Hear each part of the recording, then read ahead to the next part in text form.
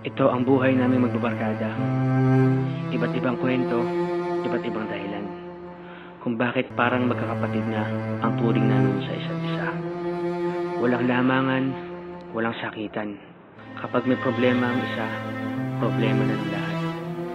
Walang ibang gagawa ng solusyon, kundi kami din. At higit sa lahat, walang iwanan.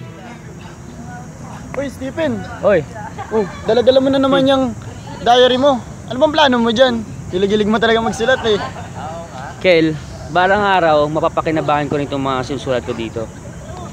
Pangarap ko kaya maging isang scriptwriter. Gagawa ko ng madaming mga gandang pelikula. Sisikat ako, makikita mo. Lupit mo naman pala, no, Tep? Tagal na. So yun, una na ako. Sige. Sige na.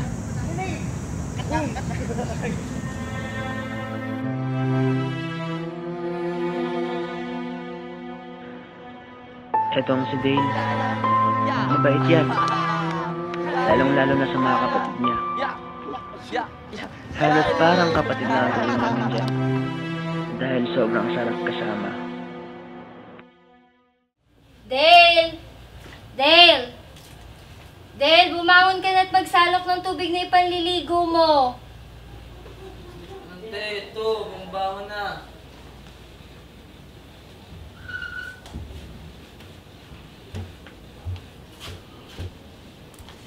Anong pagkain to eh? Naku, Dale, maligo ka na muna at mauuli ka na sa klase.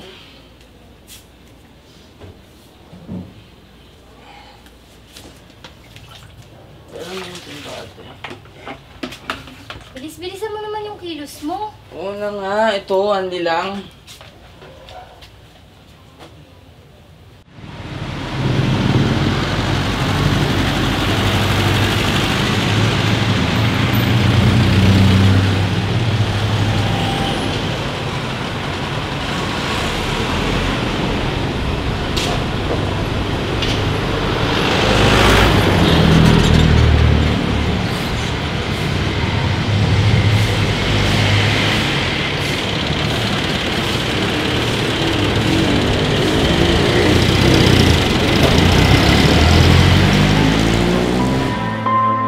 Ito naman si DJ.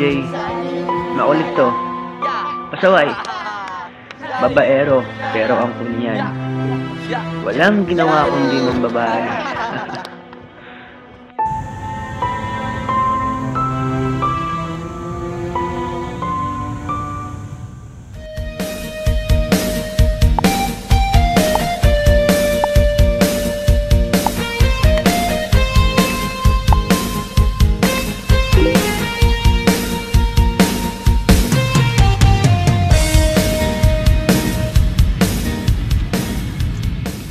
Kasi ganito nga yun. Ano ba yun? Dapat naman kasi... Hala, best ba boyfriend mo yun? Teka!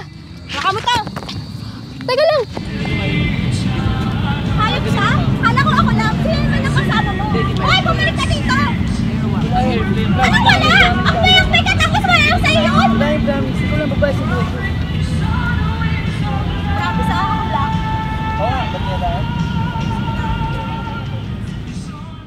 DJ, kailan ba titigil sa pambababae mo? Eh, nandayo mo na kayo nasasaktan. O Kapan, hindi ka pa ba nagsasawa? Bro, alam niyo naman hanggat maaari, ni-enjoy ko lang yung pagkabinata ko. Ayokong matali sa ngayon. Pero hindi naman ibig sabihin na pwedeng mo nasaktan feelings ng mga girls mo. Feeling niyo ba masaya ako sa mga ginagawa ko? Nakikita niyo lang naman kasi sa ngayon, yung mga ginagawa ko. Naisip niyo ba minsan nung natanong kung bakit ako ganito? Malamang kaya nga namin tinatanong kasi hindi namin alam. Bakit nga ba, Par? Minsan ko lang nakita ang tatay ko kung paano siya habol-habol sa nanay ko. Kahit niloloko lang siya ni Mama, sige pa rin siya ng sige. Siya pa nga nagsasorry, at siya pa ang umaamo kay Mama. Grabe, nakita ko kung paano tratuin si Papa ni Mama. Kaya nung iniwan siya ni Mama, awang-awa ako. Halos mabaliw ang Papa ko. Kaya ipinangako ko sa sarili ko, hindi ako iiyak sa babae. Hindi ko gagayahin si Papa. Kailangan matatag ako. Par, tingin mo ba tama? Makakatulong yung ginagawa mo sa iba? Sa pamilya mo? Tsaka DJ, hindi mo ba alam, masamang gumante, ipagpasa Diyos mo na lamang, lalo't wala namang kisit kinalaman ang mababayang sa nangyari sa papa mo. Masama na kung masama. Ang sa akin lang, para na rin makaiwas sa ganung pangyayari. Mas mabuti nang di magseryoso. Saka na siguro pag nagkaedad na ako. Wala, grabe siya oh. Makahanap ka din ng katapat mo, par. Sa ako niisipin niya mga tol. Kumain na nga lang tayo. Tara. Kakaiba talaga tong si DJ. Mga paniniwala niya ang hirap baguhin. Lalo na't may pinaghuhugutan. Mali na kung mali. Kaso wala na din ako magawa. At mukhang madami pang iiyak na chicks sa kanya. Step! Tira!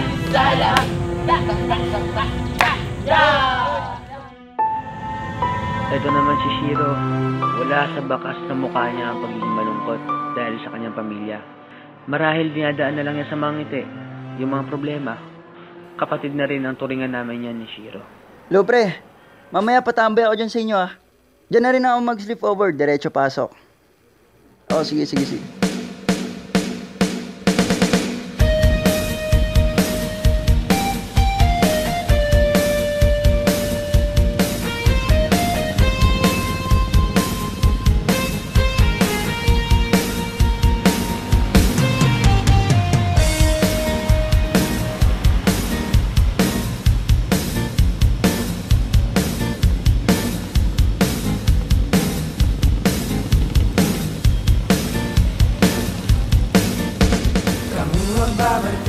Load na lang kita ng movie.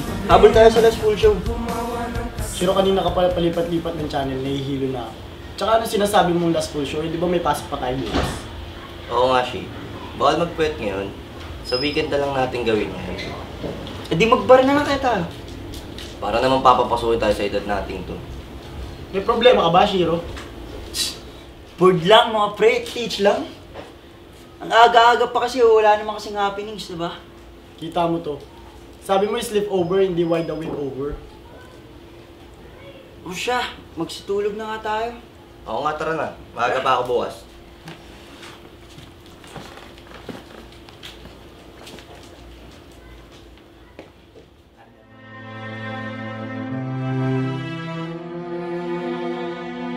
Drew, nag-text sa akin yung photographer ko.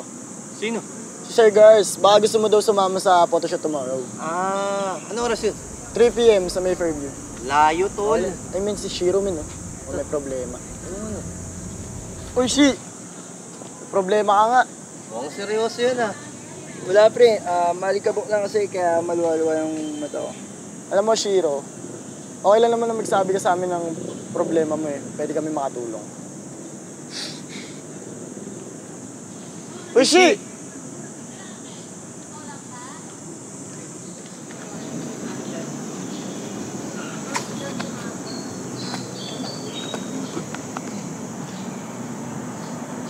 Akala nyo ba pre, ang saya-saya ko? Akala nyo ba, ang tibay-tibay ko? Ako rin! Akala ko, matatag na ako, pero di pa rin pala. Simula pagkabata ko, feeling ko, mag-isa na ako. Yung papa ko, iniwan ako, nang di ko alam yung dahilan. Tapos yung mama ko naman, napilitan pa magtrabaho sa abroad para naman matustusan yung mga pangangailangan namin dito. Tapos ito ako ngayon, naiiwan sa mga mag-anak, pinagpapasapasahan. Ang lungkot mag-isa. Ang lungkot.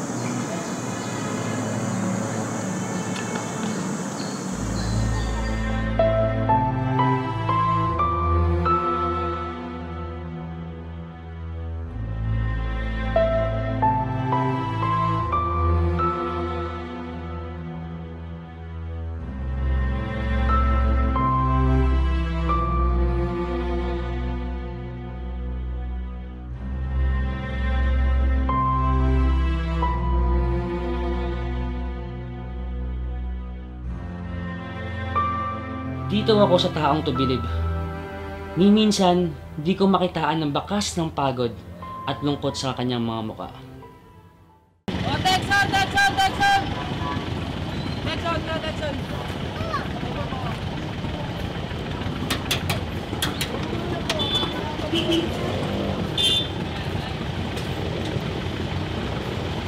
Texon!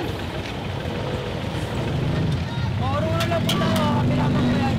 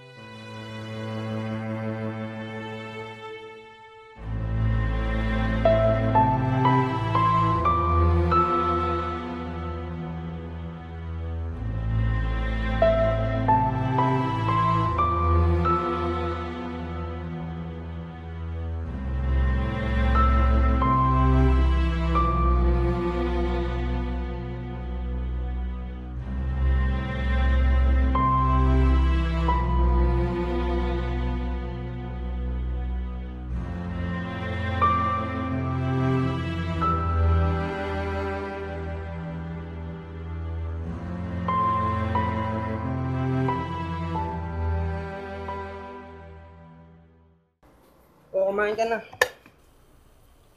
Binantayan mo ba si nanay? Opo, kuya. Sinunod mo ba mga utos niya? Opo. Sige, dadalhin ko lang ito kay nanay. Yun, sakto. Gutom na ako.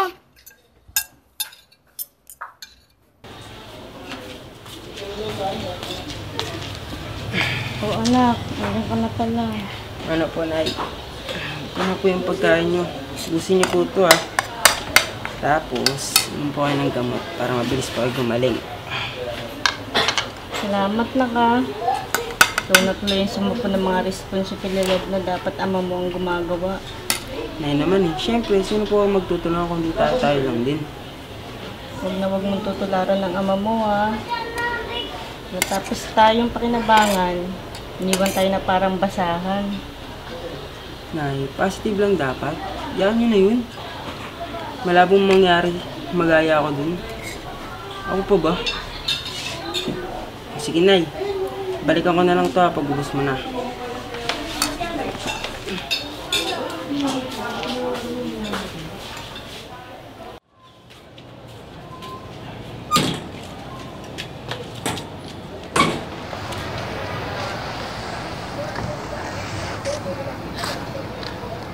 Uy, pre.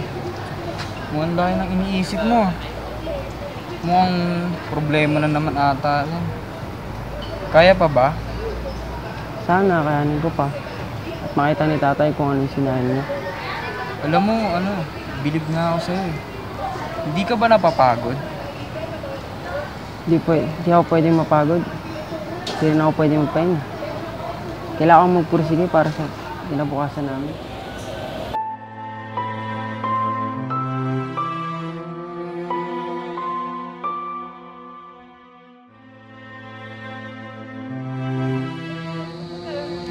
Oh, napagod din kayo kakahampasan ah. KJ mo kaya? Kanay kasi sulat mo sa diary mo. Ano ka ba? Assignment yan. Grabe nga assignment yan, Paniisip at panisulat. Ayaw ko niyan, may stress na ako dyan. Stress mo mukha mo, wala ka talagang isip. Ano ba tayo nito after? Ano ka ba? Kailangan na natin magkalas-kalas. O siya, sige na. Tara na. May kikitain pa ako. Diyan ka talaga magaling. Tara, tara. Tara.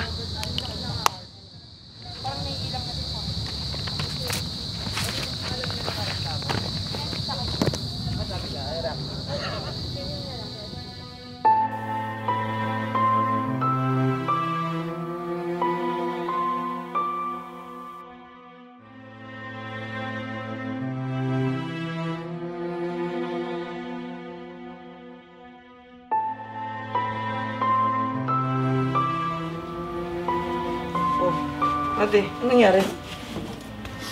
Hayop na topher yan. Naabutan ko ng bababae. Ayun, nilayasan tayo. Naloko na. Sabi ko naman kasi yung ate, nung umpisa pa lang, hiwalayin mo na yun. Ayun tuloy, umabot pa kayo sa bugbugan. Ano, pablatan na ba natin yung gagong yon? Naku, Dale, wag na. Mag-aaksaya lang tayo ng pera at oras. Wala rin namang mangyayari.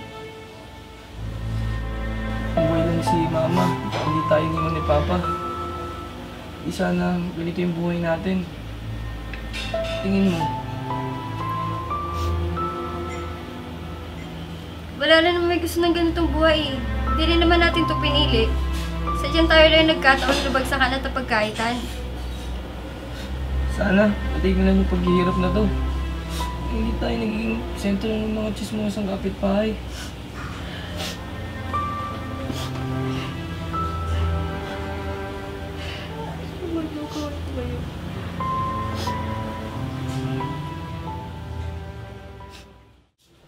Araw-araw na lang yung gabing umuwi.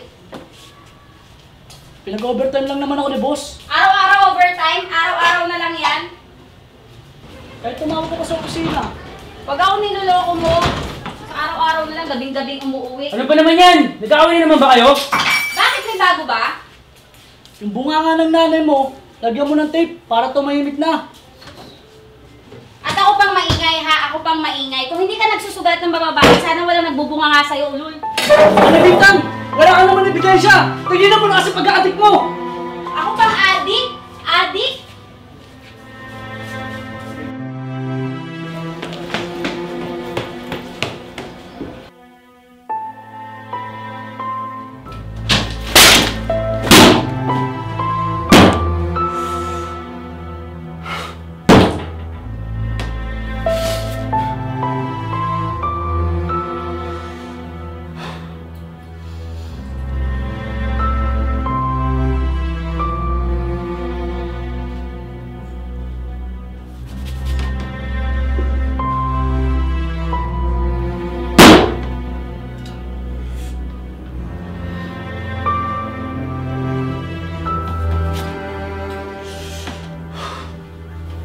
Di ko alam hanggang kailan kami ganito. Sana isang araw magising na lang ako na magkasundo na ang mama at papa ko. Sana lahat ng mga taong kagaya namin kaya hindi na problema sa buhay. Nang sa gayon, wala nang mapapariwara at walang magiging masama.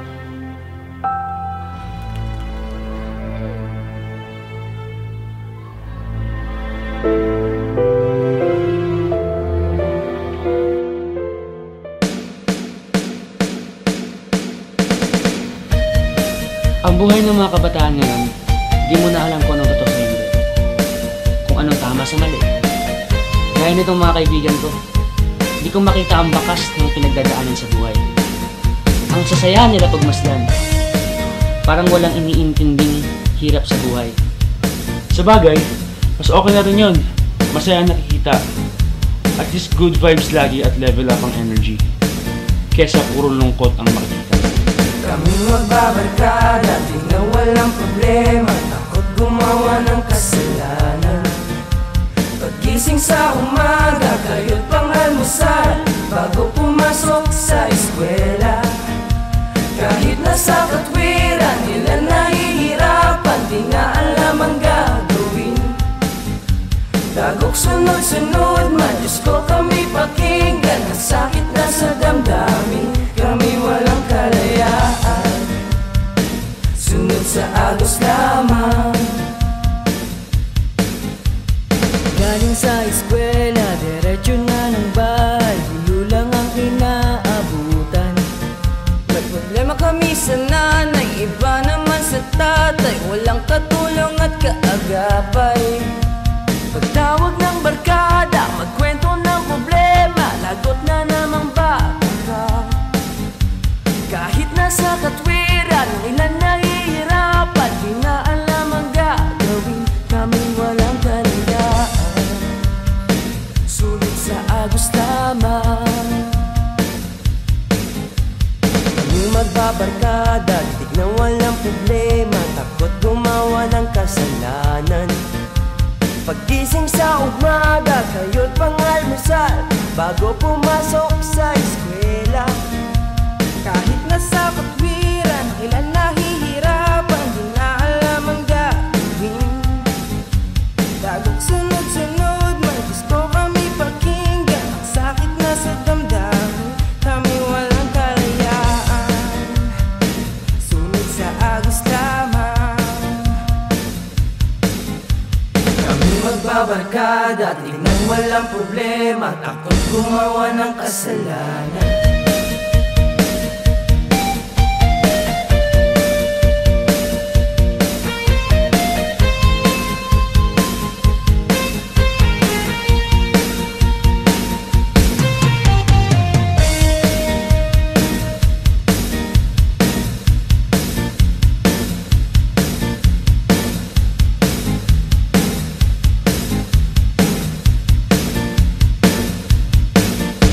Kami magbabarkada, di na walang problema.